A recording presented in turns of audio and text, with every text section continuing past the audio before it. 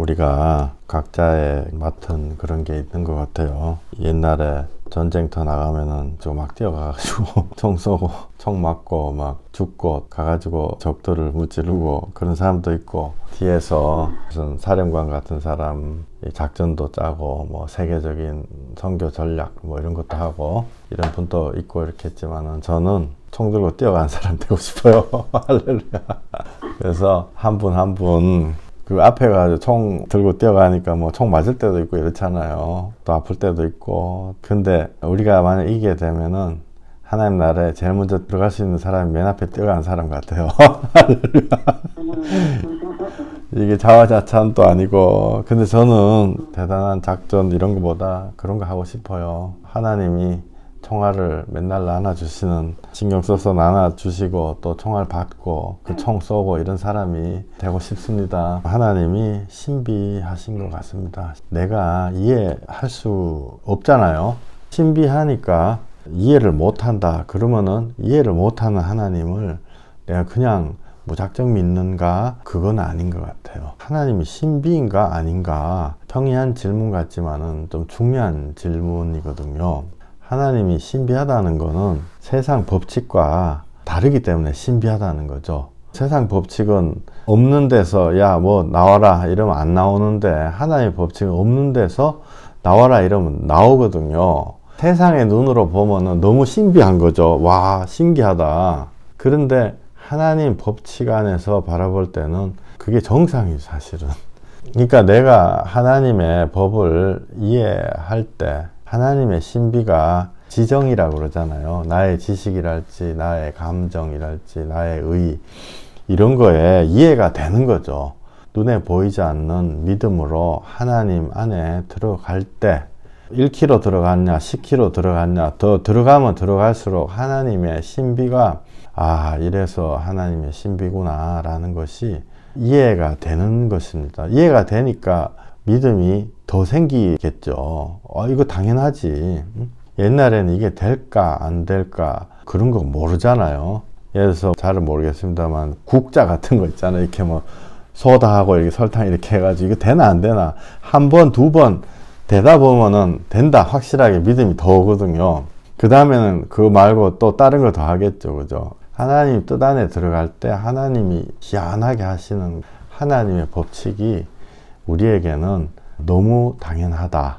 점점 더 이해가 되는 것 같습니다. 세상 법은 예를 들어서 노력을 해야 돈 벌고 돈이 있어야 평안하고, 그래서 믿음 처음 시작할 때 많이 듣는 질문이, 아, 예수 믿으면 돈 나오냐 밥 나오냐 따지는 사람들 많죠. 근데 실질적으로 밥이 나오거든요. 주님이 평안을 주실 때 뭐 갈비 먹고 뭐 그런 밥은 안 나오지만은 병원비가 덜 나와요, 일단은.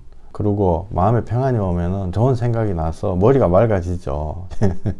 뭐 장사하시는 분이라면 손님한테 한 번이라도 더 빵긋 웃게 돼요. 찡그리지 않고 이러니까 손님도 좋아하고 그러니까 돈이 더 잘 벌리는 거죠, 사실. 그래서 실제로 하나님 법 안에 들어갈 때 내가 그걸로 재벌이 안 되더라도 세상살이가 조금씩 평안이 들어온 만큼 세상도 더 평안이 되는 것 같아요. 자식들, 와이프, 세상살이, 관계랄지 어떤 그런 것들에 있어가지고 하나님이 지혜를 주는 거죠. 머리가 덜 시끄러워야지 지혜가 이제 올 수 있으니까. 근데 문제는 뭐냐? 여기까지는 다 아는 얘기인데, 왜 문제가 생기냐? 세상 법 아래 놓여 있으면서 하나님의 법을 바라볼 때 문제가 생기는 거죠. 세상 법 아래 내가 70% 놓여 있다.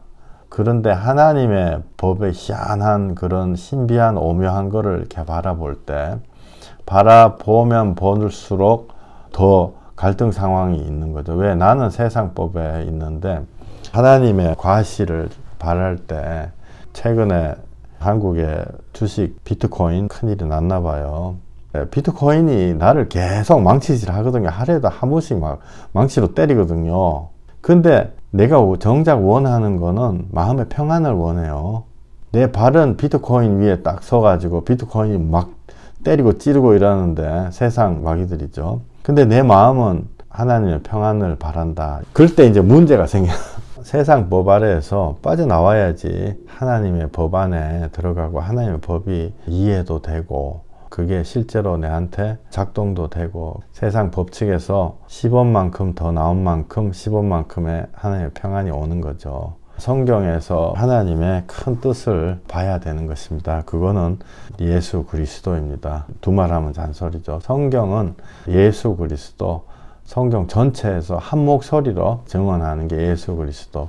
많은 경우 한 구절 읽는다랄지 한 장 이렇게 읽고 거기서 어떤 교훈이랄지 이런 거를 받으려고 그래요. 우리가 이제 연속극 같은 거 드라마 전 요새는 드라마 본 지 몇십 년쯤 됐지만 예를 들어서 연속극이 있다 그러면은 그 전체 줄거리가 있잖아요. 그 전체 줄거리가 사실은 성경에서도 훨씬 더 중요한 경우가 대부분인 것 같아요. 그 전체 줄거리가 이제 예수님이죠. 근데 우리는 왜 그런지는 모르겠지만 늘 어떤 성경 한 장을 놓고 거기에서 어떤 교훈을 찾고 이러는 경향이 있는 것 같아요. 한 장 놓고 씨름하는 경우가 많죠. 성경 전체보다. 디모데 후서 3장 15절 성경은 능히 너희로 하여금 그리스도 예수 안에 있는 믿음으로 말미암아 구원에 이르는 지혜가 있게 하느니라 이렇게 돼 있어요. 모든 성경은 하나님의 감동으로 되었다. 디모데 후서 이렇게 적혀 있는데 하나님의 감동으로 뭘 했냐? 그리스도 예수 안에 있는 믿음으로 말미암아 구원에 이르는 지혜가 있게 하려 한다 이거죠. 성경의 목적이. 다시 한번 제가 읽어 드릴게요. 너로 하여금, 인류 전체가 아니고 너로 하여금 그리스도 예수 안에 있는 믿음으로 말미암아 구원에 이르는 지혜가 있게 하려 한다. 이게 성경이 하려고 하는 의도다는 거죠. 그리스도 예수 안에 있는 믿음과 구원이 하나님의 감동으로 써져 있다 하는 거죠. 창세기부터 출애굽기, 레위기, 민수기, 신명기 쫙 해가지고 요한계시록까지 이게 여러 사람이 쓴 거지만은 똑같은 얘기. 또 마이클 목사도 똑같은 얘기. 그리스도 예수 안에 있는 구원. 제가 회개를 얘기를 많이 했는데요. 회개 왜 얘기했냐면은 예수님 만나려고 회개 얘기를 한 것입니다. 그냥 회개만 하면 꽝이에요. 회개를 예수님을 만나려고 회개를 하는 것입니다. 성령님을 왜 애타게 찾느냐? 예수님을 확실하게 만나려고 성령님을 애타게 찾는 거죠. 말씀을 왜 읽느냐? 말씀 안에서 회개하고 성령님 만나고 그 안에서 예수님 피 뚝뚝 흘린 거를 알아가지고 예수님을 만나려고 하는 거죠. 거기서 더 나가면 안 돼요. 어제 찬양에 보혈을 지나 하나님 곁으로 그런 찬양인데요. 그 사실은요, 복음에 대해서 확실하게 깨달은 게 아니고 예수님은 하나의 지나가는 통로다 이렇게 생각하는데 우리는 예수님하고 만나고 끝이에요. 그래서 성경에도 내가 교회와 예수님에 대해서 얘기하고 있다. 남자 여자 결혼해가지고 나와서 따로 사는 거를 진짜 남자 여자에 대해서 얘기도 하지만은 예수님을 만나는 거에 대한 큰 신비다 이렇게 얘기해 있어요. 그거에 대해 가지고는 각자 이렇게 묵상해 보시면 하나님이 답을 주실 거예요. 그런데 어쨌든 우리는 예수님을 만나야 되는 것입니다. 그래서 믿음은 들음에서 나고 들음은 그리스도의 말씀, 그죠? 말씀이 아니고 그냥 말씀에 그리스도의 말씀. 그리스도의 말씀이라는 거는 하나님이신 예수님, 우리 인간의 죄와 타락에 대해 가지고 우리가 타락됐기 때문에 죄악에 있기 때문에 하나님께 돌아가야 된다. 성령으로 회개해야 되고 주님께 돌아오는 것. 그렇게 되기 위해서 십자가 예수 그리스도의 대속. 이게 그리스도의 말씀. 이런 종류의 것들이 이게 그리스도의 말씀이거든요. 세상적인 교훈을 배우기 위한 것이 아니라 아까 집사람이 그런 얘기 하더라고요.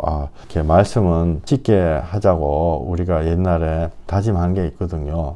근데 저도 모르게 좀 약간 어려워졌나 그런 생각도 들더라고요. 근데 제가 아까 뭘 하다가 비판하는 건 아니고요. 어떤 하나의 보기로 여러분한테 뭔가 말씀을 드리려고 하나를 뽑아봤어요. 어떤 다른 설교문에 제목이 히스기야의 삶에서 배우는 교훈 이렇게 돼가지고 세 가지를 말씀하고 있더라고요.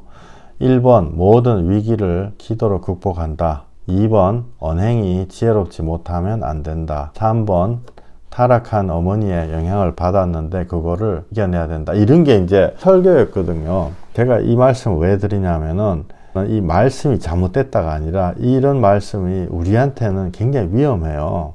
왜 위험하냐면은 모든 위기를 기도로 극복해야 된다 이렇게 딱 돼 있거든요. 근데 이게 도대체 뭐냐 하면요, 이 위기라는 게 진짜 신앙의 위기, 우리가 죽고 사는 거 회개 못 해가지고 죄악 때문에 괴로운 거 이거를 기도로 극복해야 된다. 이렇게 우리가 받아들여야 되는데 이 위기라는 거를요, 세상 거에 철회된 어떤 문제를 가지고 기도하면 다 된다. 마치 빚쟁이처럼 하나님 앞에 기도하면 다 된다. 그래가지고 5년, 10년 기도하는 어떤 그런 형태로 우리가 받아들여요. 사실 말씀이 잘못된 게 아니고 우리 좋은 방식으로 받아들이는 거죠.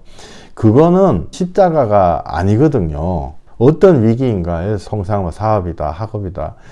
진정 성령님 통해서 들어오게 되면 그 위기가 들어가지 않게 되는 거죠. 비트코인 아까 잠깐 말씀드렸는데 비트코인으로 안 들어가게 돼요.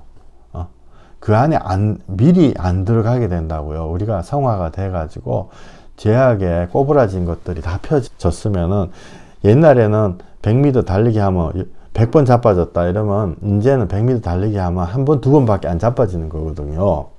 내가 죄악에 거치지 않는 몸이 돼가지고. 그래서 아까 모든 위기를 기도로 극복해라. 요거는 우리가 우리 좋은 대로, 그죠? 그래서 예수님을 정확히 얘기를 해줘야 돼요.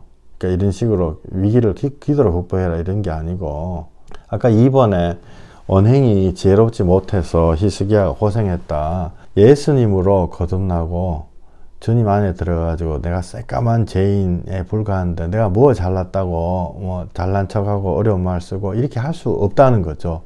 지절로 언행이 하나님 앞에 겸손하게 되거든요. 언행이 지혜롭지 못하다. 이것도 우리들이 이 말 자체는 좋은 말인데요. 우리가 원하는 식으로 재단해가지고 원하는 식으로 받아들이거든요. 그래서 내 속마음은 시꺼먼 거 그대로 있는데 내가 말을 어떻게 좀 잘 해가지고 지나가고 지혜롭게 해가지고 손해도 안 보고 이게 유대인식이잖아요. 이건 하나님 원하시는 게 아니에요. 그러니까 언행이 지혜롭지 못하다 이런 설교가 있다 이러면 내가 주님 안에서 정직하고 회개해가지고 예수님 이름을 나타내지 못하고 세상 거 맨날 했던 거 이런 영적인 지혜가 없이 했었구나. 그걸 회개하자 이렇게 받아들여야 되는데 그렇게 받아들이기가 굉장히 어렵죠. 언행이 지혜롭지 못하다. 이러면 내가 공자님이 말씀하신, 안 그러면 석가가 말씀하신 내가 말을 조심해야 되겠구나 이런 식으로 받아들이거든요. 그런 거는 복음하고요 굉장히 거리가 멀어요. 아까 또 3번에 보면 뭐 타락한 어머니의 영향을 받았다 뭐 이런 거 있죠. 타락한 어머니는 어디에나 있을 수 있어요. 내 옆에도 있고 우리 동네에도 100명은 있고 다 그런 거거든요. 근데 진정한 예수 그리스도의 복음은요 사람을 살려내는 거죠. 제가 이 예제를 왜 갖고 왔냐면요, 우리가 지금까지 하나님 말씀을 들을 때 그리스도의 말씀, 즉 회개하고 죄와 우리의 타락에 대해서 그래서 하나님부터 떨어졌고 괴로웠고 그래서 예수님이 십자가에 고생하셨고 안 와도 될 분이 와가지고 고생하셨고 내가 어떻게 거듭나고 이런 게 이제 예수 그리스도의 말씀인데, 엑기스가 없고 인간적인 어떤 교훈하고 물타기 해가지고 아까 제가 예제로 든 모든 위기를 기도로 극복하자, 언행이 지혜롭지 못하면 안 된다, 뭐 타락하는 어머니 영향 이런 것들을 이 자체도 또 나쁜 건 아니지만 내가 좋은 식으로 싹 받아들였거든요. 그래서 인간적인 어떤 교훈이다. 제가 늘 말씀드리는 인간적인 교훈, 인간적인 해석이라는 거죠. 이거는 정확하게 말씀드리면 우리가 받아들이는 방식이 그리스도의 말씀이 아니에요. 이거는 그냥 교훈이에요. 심플리. 단순하게 얘기하면. 이 교훈은 만약에 교회에서 안 하고 절에서 해도 똑같이 이렇게 말이 통하는 거거든요. 언행이 지혜롭지 못하다 이거. 스님도 얘기 많이 하잖아요. 다른 데서 해도 되는 거예요. 이거는 복음과 아주 거리가 먼 것입니다. 제가 이거 왜 좀 유치하면서도 이런 샘플을 많이 갖고 왔냐면은 영적인 거를 이해를 해야 되고 그리스도의 말씀이란 거를 이해를 해야 돼요. 그래서 제가 이거를 갖고 왔습니다. 그리스도의 말씀을 통해 가지고 우리가 믿음이 생기는 거죠. 우리의 의가 아니고. 여기에 써져 있는 한 가지만 예를 들면 언행이 지혜롭지 못하다. 아무리 해도 안 돼. 내 입에서 막 말이 튀어나오는데 말이 안 돼요. 모든 위기를 기도로 극복, 모든 위기 기도해도 하다가 조금 힘들어지고 뭐 안 된단 말이에요. 그런데 성경은 뭐라고 얘기를 하고 있냐면은 죽을 때까지 기도해라 그렇게 돼 있지 않아요. 성경은요, 정확하게 얘기하면 네가 그렇게 못한다 이렇게 돼 있어요. 제가 이게 굉장히 세게 얘기하는 게 아니고요. 그게 원래 복음의 기본 진리예요. 우리가 못하기 때문에 예수님이 하신 게 복음의 진리예요. 그런데 이상하게 우리가 늘 생각하는 거는 내가 할 수 있다 이런 식으로 항상 우리가 이렇게 위치를 하게 되거든요. 이 세상에서 최고 훌륭한 예수님의 사도 바울, 제일 많이 고생했고 제일 많이 하나님께 드렸고 이 세상 전도왕, 어째 보면 인간 대표 선수라 할 수 있는 사도 바울, 제자 중에서도 가장 훌륭한 사도 중에서 그 사람이요 뭐라고 했냐면은 이 사망의 몸에서 누가 나를 건져내라, 못 건져낸다 이래요. 이 사망의 몸에서 내 지체 속에 한 다른 법이 내 마음의 법과 싸워 내 지체 속에 있는 죄의 법으로 나를 사로잡는 것을 보는도다. 와, 이런 제일 훌륭한 사도 바울 목사님, 사도 바울 사도, 이런 분이요 자기가 죄악에 붙잡혀 가지고 사로잡혀 간다고 얘기하고 있는 거예요. 그 우리 같은 나 같은 사람은 뭐 바람만 불어도 날아가는 거죠. 그죠? 그래서 우리가 하나님의 복음을 정확하게 알아야 되는 것입니다. 내가 할 수 있다라고 생각하면은 죽는 거예요. 그런데 오케이, 내가 할 수 없으니까 난 아무것도 안 한다 이것도 아니고 내가 할 수 있는 범위까지 했는데 진짜 거는 내가 못한다. 진짜 거는 절대로 내가 못한다. 그런데 주님 내가 하려고 애를 쓰고 있습니다. 내가 회개를 하고 주님 앞에 나아가려고 애를 쓰고 있습니다. 그런데요, 예를 들어서 배탈이 하루 나가지고 예배를 못 드렸다. 걱정하지 마시라고요. 내가 갑자기 코로나 걸려가지고 내가 맨날 기도하다가 못했다, 3일 못했다. 그렇게 걱정할 게 안 된다는 거죠. 그죠? 평상시에 내가 주님하고, 주님이 사랑하는 사람이면요, 일주일 못해도 괜찮아요. 그래서 그런 부분들이 이게 아주 민감한 그런 건데요. 그리스도의 말씀에 우리가 그리스도의 말씀을 따라가야 됩니다. 성경 전체에 쫙 퍼져가지고 구약 성경과 모든 것이 서로 얘기하고 있는 것. 세상은 영적으로 파악을 하셔야 돼요. 성령님이 계시고 악령이 있습니다. 악령이 뭐냐면 뭐 귀신, 타락한 우리의 영과 결합해가지고 우리가 세상 살아가게 하거든요. 쉽게 얘기해가지고 악으로 깡으로 세상을 살아간다 뭐 그러잖아요. 그게 바로 어찌 보면 악한 세상의 영과 내 마음에 살아야지, 어떤 사람이라도 내가 죽이고라도 살아야지, 그런 독한 마음을 갖고 있는 내 마음을 결합해가지고 죄악과 하나가 된 내 마음을 얘기하는 거죠. 여기 무슨 병원에 무슨 유명한 의사분 제가 사정 해가지고 내가 복음을 전한 적이 있거든요. 그래서 자기는 나쁜 짓 한 것도 없고 자기는 다짐, 의지가 충만한 사람이에요. 근데 그렇게 고백하더라고요. 자기가 지금이라도 자기 및 자기 가족의 안위와 관련되면 자기는 칼 들고 설칠 수 있는 사람이다 라고 얘기하더라고요. 그 마지막에 복음을 전하는데, 그게 이제 우리가 깨닫는 어떤 깨달음이죠. 그죠? 근데 그 깨달음까지 어떻게 가냐? 하나님의 날선 검, 양날 선 검으로 골수, 심령, 관절을 찔러 쪼개고 우리의 마음의 생각을 감찰하신다. 그 날선 검으로 우리의 죄악하고 똘똘 뭉쳐져 있는 하나가 된 그거를 잘라내 버린다는 거죠. 그러면 우리 마음에 똘똘 뭉쳐져 있는 죄악과 세상을 사랑하는 마음 만나자가 하나가 돼 있는데, 이 하나님 말씀으로 교훈이 아니고 하나님 말씀으로 회개하라, 하나님 기준에 안 맞는다라고 계속 그걸 듣다 보면요, 이게 잘라져요. 잘라진다고요. 그 말씀을, 전체 영의 말씀을 우리가 들어야 되는 거죠. 요한계시록 12장 3절, 하늘에 또 다른 이적이 보이니 보라, 한 큰 붉은 용이 있어 머리가 7이요 뿔이 10이라. 그 여러 머리에 7 왕관이 있는데 그 꼬리가 하늘의 별 3분의 1을 끌어다 땅에 던지더라. 아멘. 악한 영이 세상에 있습니다. 진자는 이긴 자의 종이 된다. 성경에 그렇게 되어 있거든요. 우리의 심령이, 우리의 조상이, 우리의 마음이 악한 영, 세상 영에게 졌기 때문에 세상 영에 늘 끌려다니는 거예요. 거기서 예수님이 해방시켜 주시는 거죠. 끌려다니는 그게 바로 죄악. 그래서 요한계시록 12장 5절에 예수님이 철장으로 그걸 다 깨가지고 부숴가지고 이 세상의 법칙과 세상의 죄악의 구조, 죄악의 시스템을 철장으로 부술 예수님이 태어나신다는 거죠. 용이 해산하는 여자 앞에서 그가 해산하면 그 아이를 삼키고자 하더니 여자가 아들을 낳으니 이는 장차 철장으로 만국을 다스릴 남자라. 요한계시록. 예수님이 철장으로 죄악의 시스템을 다 두드려 부숴버리실 예수님인 것입니다. 시편 2편 9절 내가 철장으로 그들을 깨뜨리며 질그릇같이 부수리라. 예수님 앞에 세상의 시스템이 질그릇처럼 부서져 나간다는 거죠. 예수님의 권세가 우리 안에 들어왔을 때 내가 세상에 죄악된 그 마음이 내 마음에 이루어졌던 거를 부숴버릴 수가 있다는 거예요. 이 말씀이 이게 무슨 동화책 같고 이렇잖아요. 근데 이 말씀을 들으면요, 이 영의 말씀이기 때문에 우리 마음에 보이지 않는 악한 것들이요 막 꿈틀꿈틀 거려요. 마음에 반항심도 생기고 영의 말씀을 들으면 영의 일들이 일어나죠.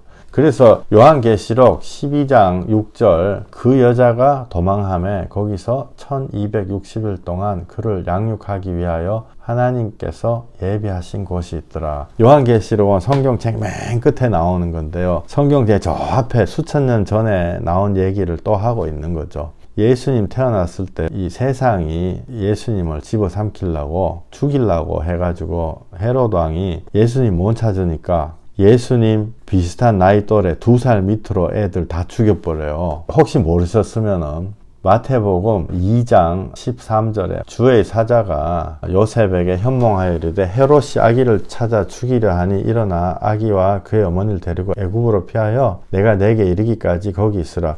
마태복음에 나와 있는 이야기가 요한계시록에 나와 있고 요한계시록에 나와 있는 이야기가 수천 년을 거슬러 올라가 가지고 시편에 나와 있고 구약 성경에 나와 있는 얘기가 신약 성경에 나와 있고 이게 다 이렇게 연결이 된 거예요. 성경이.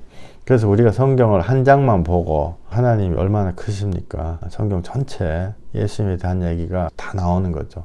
2장 14절 요셉이 일어나 밤에 아기와 그의 어머니를 데리고 애굽으로 떠나가 헤롯이 죽기까지 거기 있었으니 이는 주께서 선지자를 통하여 말씀하신 바 애굽으로부터 내 아들을 불렀다 함을 이루려 하심이라. 있으면 예수님 죽는다고요. 예수님이 하나님인데 칼이 막 예수님을 탁 치는데 칼이 예수님 피부에 닿아가지고 팍 튕겨 나가가지고 칼이 부사지고 이런 그런 신비가 아니고 예수님이 사람들이 살고 있는 이 세상에 들어와서 우리하고 똑같이 살과 뼈와 다 가지고 배도 고프고 울기도 하고 목마르고 다 그렇게 하신 거예요. 뼈 안 맞고. 그래서 하나님의 신비란 게요. 지정의, 내가 갖고 있는 지식, 내가 갖고 있는 감정, 내가 추구하는 의로운 거 이런 거하고 다 맞게 돼 있어요. 그게 하나님이 이루시는 거죠.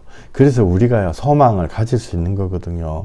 내가 하나님 앞에 뭐 별 볼 일 없는데 많이 못 배워서 혹은 내가 너무 타락해서 내가 너무 지금까지 살아온 게 내 마음대로 그런 거하고 상관없다는 거예요. 예수님이 우리하고 똑같은 그런 몸을 입고 오셨는데도 하나님의 뜻을 이루시고 이제는 우리 보고 더 큰 거를 이룰 수 있다.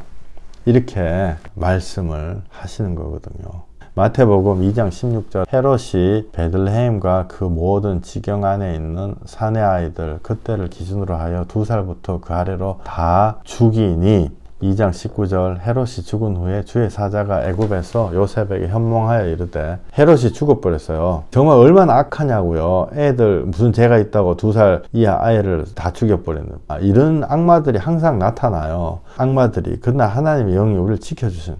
근데 헤롯이 죽은 후에 다시 돌아가라. 어디로 돌아가냐? 2장 23절 이스라엘 땅으로 들어가니라 나사렛이란 동네에 가서 사니 이는 선지자로 하신 말씀에 나사렛 사람이라 칭하리라 하심을 이루려 함이니라.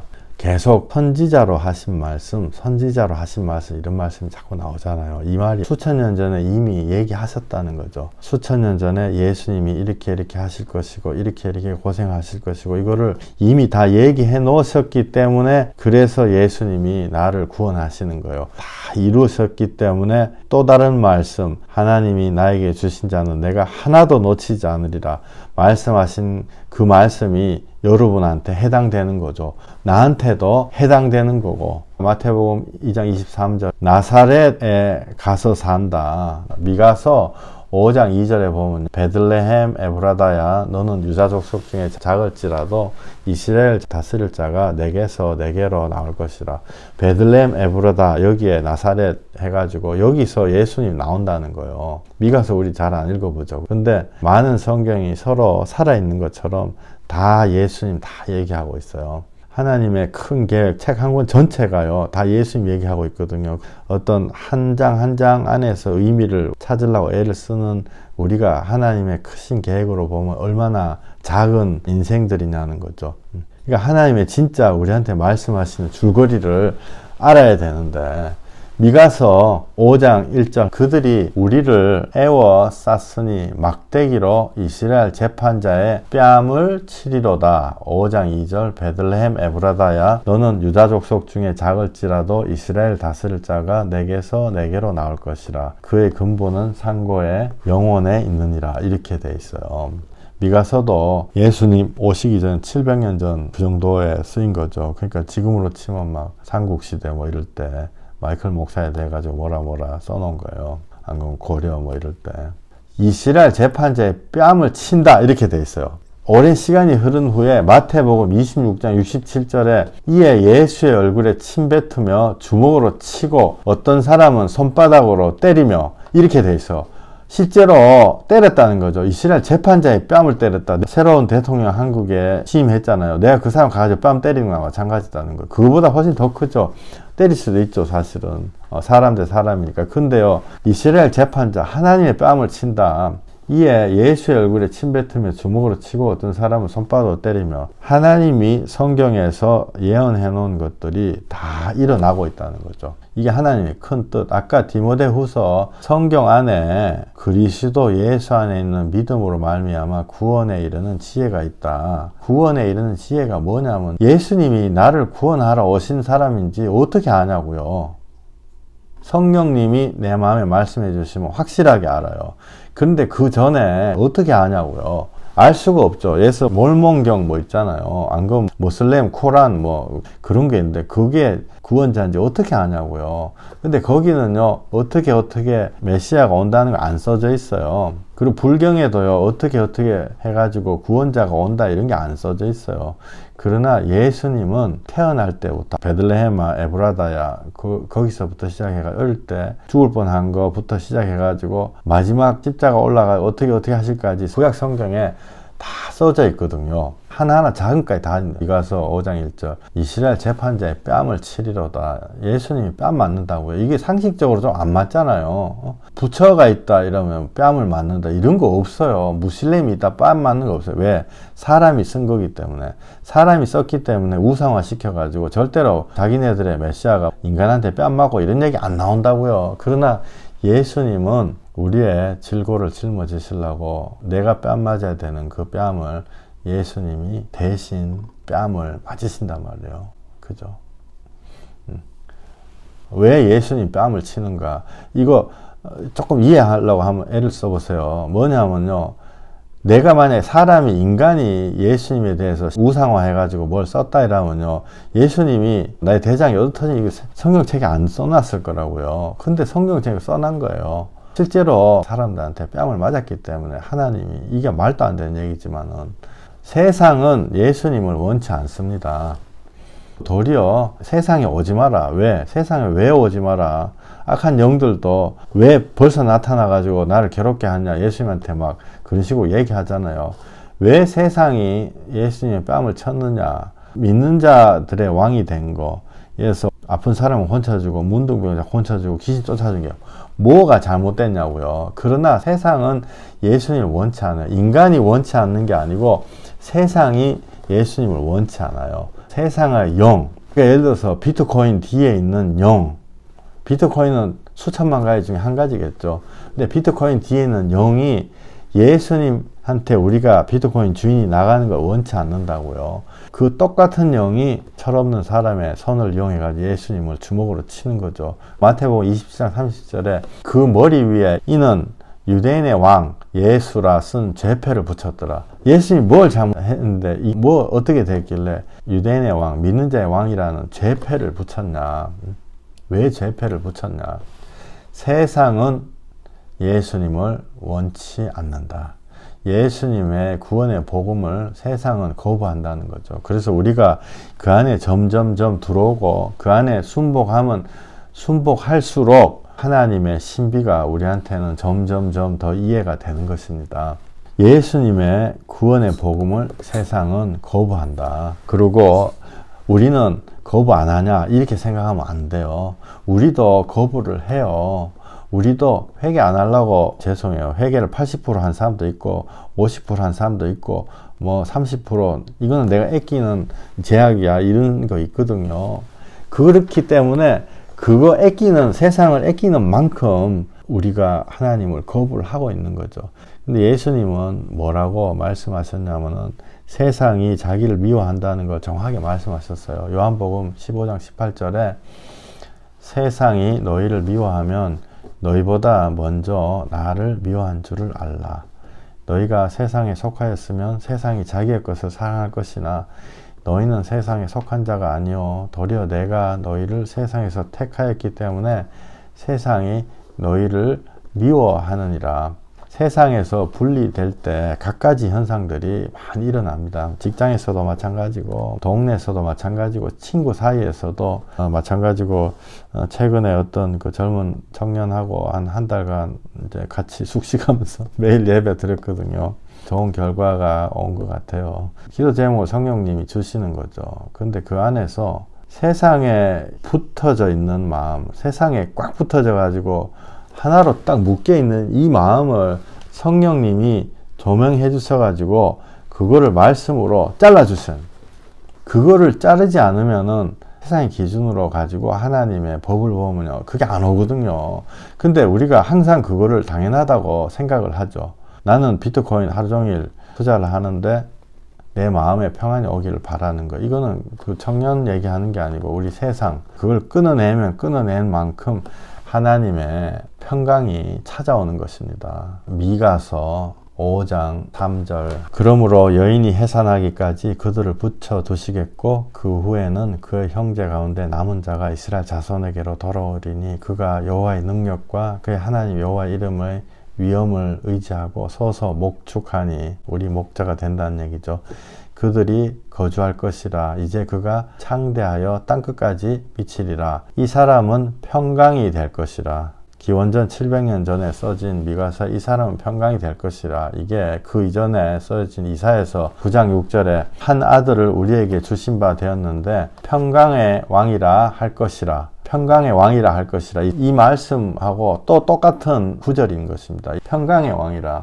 이건 예수님 태어나기 전에 나온 거죠. 이는 한 아기가 우리에게 낳고 한 아들을 우리에게 주신 바 되었는데 평강의 왕이라. 평강의 왕이라 써놓은 게 그 이후에 700~800년 전 이후에 써져 있는 히브리서 7장 3절에 아버지도 없고 어머니도 없고 족보도 없고 시작한 날도 없고 생명의 끝도 없어 항상 제사장으로 있느니라. 똑같은 얘기를 하고 있는 거죠. 성경 전체가 이게 전체가 실타래처럼 서로 막 실타처럼 막 이렇게 성경책이 다 그렇게 돼 있는 거예요. 이 얘기했다 저 얘기했다 하는 게 아니고 오직 예수님에 대해서 얘기하고 있는 거죠. 창세기에서 신약 성경에 뭐 히브리서 얘기했다가 또 히브리서에서 미가서 얘기했다가 미가서에서 시편 얘기했다가 히브리서 7장 4절 이 사람이 얼마나 높은가를 생각해 보라. 이 사람이 성경책의 주인입니다. 이 사람이 성경책의 주인 바로 예수 그리스도라는 거죠. 그래서 성경책이 성령의 감동으로 된 것이고 그리스도 예수를 통해 가지고 믿음으로 구원에 이르는 지혜를 준다는 거죠. 이게 지금 제가 거의 성경책을 이렇게 앞으로 갔다 뒤로 갔다 앞으로 갔다 뒤로 갔다 하면서 이 성경 전체를 얘기를 하고 있는 거예요. 우리가 이거를 알아야 되는 것입니다. 그래서 처음에 말씀드렸던 좋은 기도를 열심히 하면 된다 안 된다 주위에 무슨 영적인 뭐 안 좋은 사람이 있으면 안 된다 이런 거는 정말 단편적인 거고 우리가 진짜 하나님의 구원의 믿음이 들어오려면은 예수 그리스도에 대해서 써져 있는 이 모든 성경에 이거를 이해를 해야 돼요.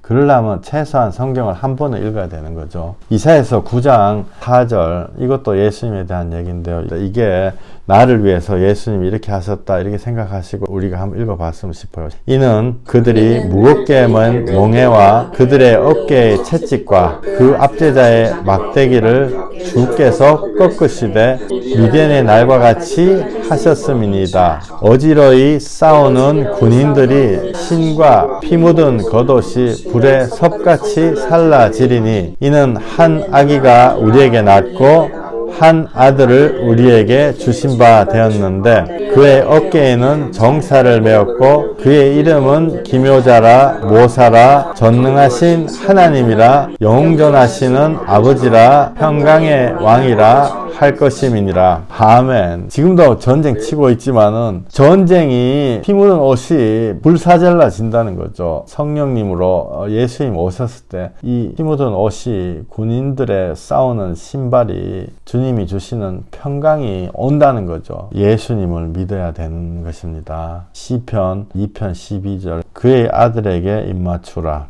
그의 아들에게 입맞추라. 우리가 기도를 똑바로 해라, 말을 지혜롭게 해라, 이런 게 성경의 핵심이 아니고 지금 여기에 나와 있는 그의 아들에게 입맞추라. 그렇지 아니하면 진노하심으로 너희가 길에서 망하리니 그의 진노가 급하심이라.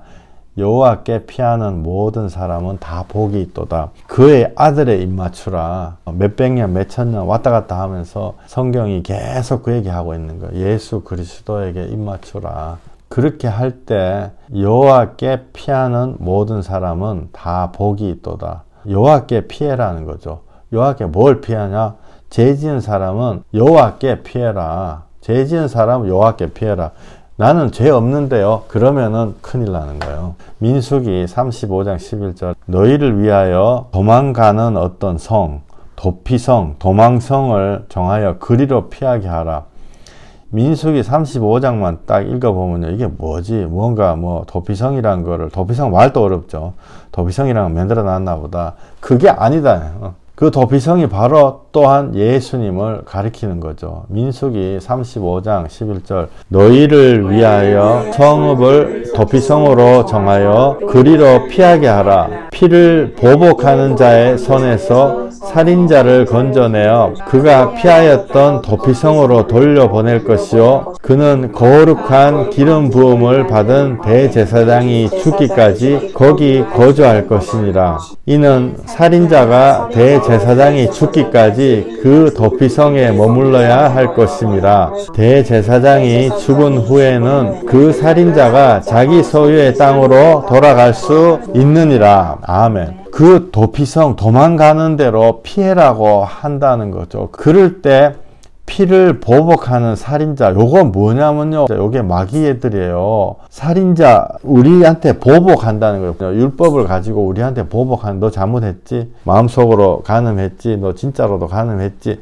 이렇게 해가지고 우리를 정죄하는 마귀의 손에서 건져내서 그 도망가는 묻지도 따지지도 않는 도피성, 도망성으로 돌려보내라. 언제까지? 거룩한 기름 부음 받은 대제사장이 죽기까지 거기 있으라. 거룩한 기름 부음 받은 대제사장, 당연히 예수님입니다. 예수님이 죽기까지, 예수님이 내 마음에서 나 때문에 죽을 때까지 거기 있으라. 내 마음에. 예수님이 내 마음에서요, 나 때문에 죽었다는 게 진짜로 이루어져야지만이 거기서 나올 수가 있어요.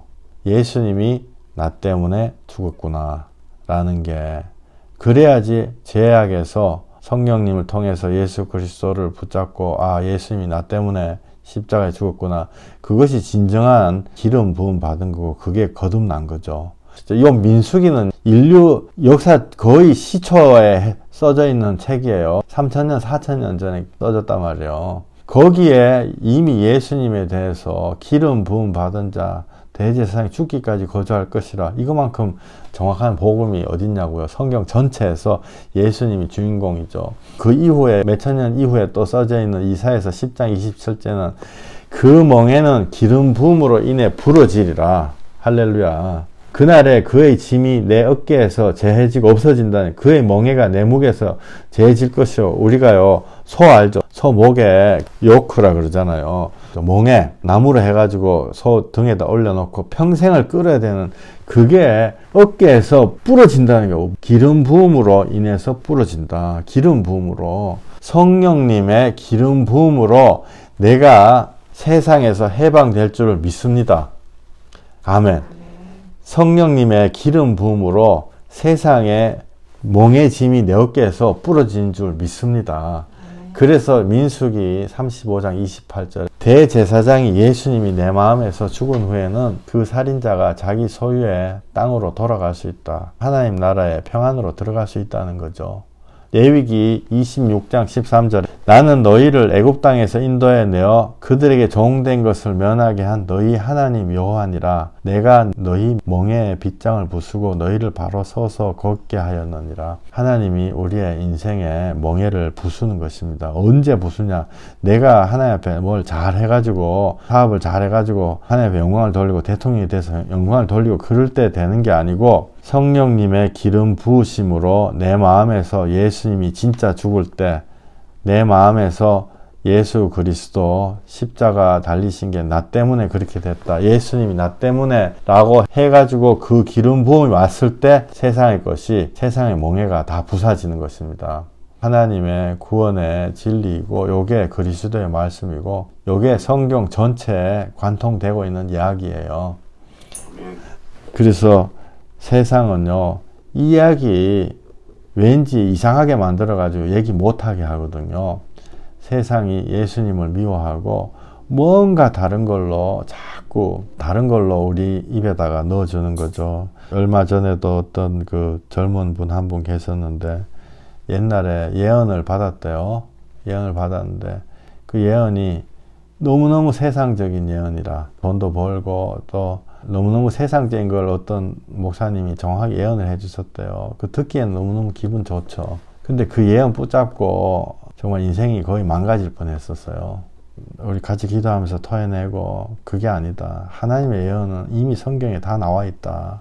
성경에 회개하고 예수 믿으면 모든 그 복, 무슨 뭐 돈을 많이 벌고 외국에 나가서 살고 이런 예언이 필요한 게 아니고, 하나님이 생사화복을 주장하시는 게 지금 당장 right now 시작되는 건데, 그런 예언이 또 맞거든요. 얼마 있다가 그 예언에 딱 맞는 사람을 만났어요. 그러니까 이거 하나님 주신 배우자인가 보다. 아니거든요. 아니에요. 겁낼 필요가 없어요. 아니에요. 하나님은요, 일반적인 계시로 우리한테 다 말씀하셨어요. 그걸 따를 때 하나님의 특별 계시가 따라오는 거예요. 회개하고 예수 믿으라 할 때 그 다음부터 선물 꾸러미가 막 오는 거죠. 미리 선물 꾸러미 줬다, 그거 아니거든요. 제가 아는 어떤 귀한 목사님 한 분 계셨어요. 순수하기 때문에 귀하다고 제가 이렇게 말씀드린대요. 그분이요, 예언 잘못 받아가지고 인생이 망가졌어요. 왜 망가졌냐? 어떤 유명한 사람한테 갔는데 너는 선지자다 이렇게 얘기해 줬어요. 하나님 앞에 선지자, 오케이, 너무너무 좋죠. 근데 그거를 자기가 진짜 하나님 앞에 그 선지 말을 할 거를 구하고 하나님 앞에 기도하고 겸손하고 나가야 되는데, 그 예언을 딱 듣자마자 사람들한테 나 선지자인데 왜 대우 안 해주냐, 어째 보면 땡깡을 부리고 막, 또 집에서도 막 와이프가 대우를 안 해주니까 나 선지자인데 너 왜 대우 안 해주냐 막 폭력이 왔다 갔다 하고 망했어요. 그러면 그 예언이 잘못된 거예요? 아니면 그 예언을 받아들인 사람이 잘못됐냐고요. 우리한테 진짜 필요한 예언은요, 성경책에 다 써져 있어요. 그것도 너무너무 간단한 얘기로 회개하고 예수 믿으면 돼요. 성령님 구하는 만큼 하나님의 평안이 오는 거고 하나님이 우리한테 주시는 거거든요. 네, 마태복음 7장 13절에 보면은 좁은 문으로 들어가라 이렇게 돼 있습니다. 좁은 문으로. 왜 좁은 문으로 들어가냐면 방금 그 예언 잘못 받아가지고 막 망한 목사님들, 뭐 또 여러 사람들, 뭐 그런 게요, 넓은 문이에요. 우리가 정말 회개하고 예수님 안에 성령 붙잡으려고 할 때요, 그 사람들이 지지를 안 해줘요. 너가 맞다, 그게 그렇게 해야 된다, 똑바로 해야 된다, 그렇게 지지를 안 해주거든요. 그래서 좁은 문이에요. 초창기 때요, 늘 그런 마음의 의문 같거든요. 얼마 전에도 어떤 분이 나한테 물어요. 구원이 받는 자가 많습니까 적습니까? 성경에 뭐라고 돼 있는 것 같아요? 이런 질문 많이 듣거든요. 근데 여러분들 성경에 뭐라고 써져 있는지 한 번도 듣지도 보지도 못했을 거예요. 누가복음 13장 23절 어떤 사람이 여쭈어대 주여 구원을 받는 자가 적으니까 그들에게 이르시되 좁은 문으로 들어가기 힘쓰라. 내가 너희에게 이르니 들어가기를 구하여도 못하는 자가 많다. 못 들어간다는 사람이 많다는 거예요. 이런 구절 처음 들어보셨죠, 사실은. 아니, 거의 안 들어보신 구절이. 왜? 이 얘기 안 해준다고요. 구원받는 자가 적어요. 우리 많은 사람들이 그 질문 갖고 있거든요. 거의 들어보지 못해요. 이 말하지 않는 거는 속이는 거예요. 근데 이 말을 들으면 얼마나 낙심이 돼요. 와, 구원의 문이 긴 좁다. 예수님이 직접 말씀하세요. 이 거짓말이 아니잖아요. 근데 제가 거기다가 한 가지 명확하게 말씀드리고 싶은 게 있어요. 구원의 문이 좁다는 것은 구원이 어렵다는 뜻이 아니에요. 구원은 쉬워요. 구원은 회개하고 예수 믿으면 됩니다. 구원은 회개하고 예수 믿으면 너무너무 쉬운 거예요. 또 회개 자체도 수천만 가지 다 회개하는 게 아니고 내 마음에 전심을 들어가 회개하려고 애를 쓸 때 내가 회개하려고 그래도 안 되네요 할 때 성령님 통해 가지고 주님이 오셔가지고 성령님이 반드시 또 오신다고 돼 있어요. 세 가지의 확신이 성령님이 반드시 오신다. 회개하고 예수 믿으면 된다. 그 다음에 구원 자체가 쉽다. 기다리면 반드시 오신다는 거죠. 그런데 왜 어려운가? 예수님 왜 어렵다고 말씀하시는가? 우리가 회개하지 않기 때문에 그래요. 회개하고 싶은 마음이 없고 구원의 열매만 먹고 따먹고 싶은 마음이 때문에 그래요. 그래서 원래 구원의 문은요, 하나님 모든 사람 다 구원받기 원하시거든요. 구원의 문은 원래는 넓어요. 우리의 죄악이, 회개 안 하려는 우리의 죄악, 그 다음에 교회를 유지하려고 회개 안 해도 된다 은근슬쩍 넘어가는 그 목사들의 죄악이 구원을 좁은 문으로 만들어 놓은 거예요. 세상의 시스템이죠. 옛날에 면죄부 파른 시대나 지금이나 똑같은 거예요. 이게 세상의 시스템이죠. 그래서 하나님이 주신 구원은 원래 넓디 넓고 우리가 회개하려고 애를 쓰고 예수 믿으면 다 되는 건데 그걸 못하게 해가지고 좁은 문으로 만들어 놓은 거예요. 좁은 문으로 만들어 놓은 거 아시겠죠? 우리가 그래서요, 지금이라도 예수님 믿고 회개하면요, 다 구원 받는 거예요. 근데 그 더러운 세상의 시스템을 만든 게 뭐냐? 세상의 영이거든요. 교회 물질의 영이에요. 그게 언제 쫓겨나냐? 예수 그리스도. 요한계시록 12장 9절에 큰 영이 내쫓기니 옛 뱀 곧 마귀라고도 하고 사단이라고 하며 온 천하를 꿰는 자라. 그가 땅으로 내쫓기니 그의 사자들도 그와 함께 내어 쫓기니라. 이게 미혹하는 자, 사람을 꿰는 자예요. 꿰는 자. 예수님이 한 방에 물리쳤어요. 사단아 물러가라. 사람이 떡으로만 살 것이 아니요 하나님 입에서 나오는 말씀으로 살 것이니라. 예수님이 한 방에 세상의 영, 세상의 시스템을 물리쳤어요. 사단아 물러가라. 창세기, 아멘. 창세기 3장 15절에요. 여자의 후손은 내 머리를 상하게 할 것이요. 여자의 후손이 우리의 미혹하는 그 뱀의 악한 세상의 시스템의 머리를 박살내버린다는 거죠. 뱀의 머리가 박살내버리는 거예요. 사단아 물러가라. 사람이 떡으로만 살 것이 아니요. 예수님이 사단을 물리치고 뱀의 머리가 박살을 나도 동물의 왕국 같은 거 보면 뱀이 꿈틀꿈틀 하거든요. 요때도 또 속이는 거예요. 성령님으로 우리 안에 들어와 가지고 세상에 죄가 끊겼을 때, 죄의 근본이 끊겼을 때 회개가 일어나도 소규모의 죄를 지을 수 있어요. 제가 20년 계속 회개하는 거예요. 근데 점점 회개하는 분야가 다른 거죠. 소규모의 죄를 지을 수 있어요. 이때 마귀들이 그럼 그렇지 네가 뭐 한다고, 네가 뭐 믿는다고 되냐, 이렇게 우리를 끊임없이 꿰는 거거든요. 그러나 죄의 근본을 끊는 회개, 성령님으로 죄의 근본을 끊는 회개가 중요하고, 낙심하지 말 것은 낙심하지 않으면 성령님이 성화시키는 거예요. 우리를 계속 후라이팬에 달달달달 볶듯이 볶아가지고 우리를 정결한 사람 만들어 주시는 거예요. 갈라디아서 6장 9절에 낙심하지 말지니 포기하지 아니하면 때가 이름에 거두리라. 낙심하지 말지니 포기하지 않으면 때가 이루리라. 그래서 우리에게 소망이 많은 것입니다. 어떤 의미에서 하나님이 회개하게 만드시는 분들이 계시면요, 소망이 있는 것이에요. 절대로 이 세상은요, 잠깐 있는 세상이에요. 제가 이 교회 이름을요, 나그네 교회라고 바꿀까 자꾸 생각되는 거예요. 왜냐하면 우리가 나그네거든요. 미련 가질 필요도 없고 주님 시킨 대로 순종해가지고 회개하고 예수님 나 진짜 믿고 싶어요. 이럴 때 우리 안에 하나님의 뜻이 이루어지는 것입니다. 절대로 하나님이 넓게 만들어 놓으신 구원의 문을 나의 죄악으로 좁게 만들지 않는, 그렇게 만드는 세상의 시스템에 우리가 마음으로 대항하고 나는 예수님을 따르는 귀한 한 분 한 분 되시기를 예수 그리스도 이름으로 축원드립니다. 기도하겠습니다. 하나님, 성경책에 무섭게도 구원에 이르는 자가 적다고 되어 있습니다.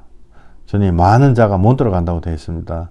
그러나 하나님이 주신 구원의 길은 정말 쉽고도 넓은 길입니다. 우리의 죄악이 그거를 좁은 길로 만들어 놨습니다. 주여, 회개하고 예수 믿음으로 주님의 구원에 이르라. 우리가 평생 성령님이 나를 인도하여 주셔서 하나님 기뻐하시는 모습으로 바꾸고, 내가 빵점만 아니면 되는 것입니다. 내가 10점, 20점만 맞아도 주님은 잘했다, 이렇게 칭찬하시는 것입니다. 우리의 죄악의 몸이 끊길 때 하나님이 기뻐하시는, 정말 하나님이 기뻐하시는 영화가 되는 것입니다. 주여, 우리 각 사람에게 함께해 주시옵소서. 고개 숙여 기도하신 각 사람에게 예수 그리스도의 능력이, 회개하고 사람을 돌이키게 하는 그 능력이, 하나님의 영이 함께 하실 줄 믿습니다. 예수 그리스도 이름으로 기도했습니다. 아멘.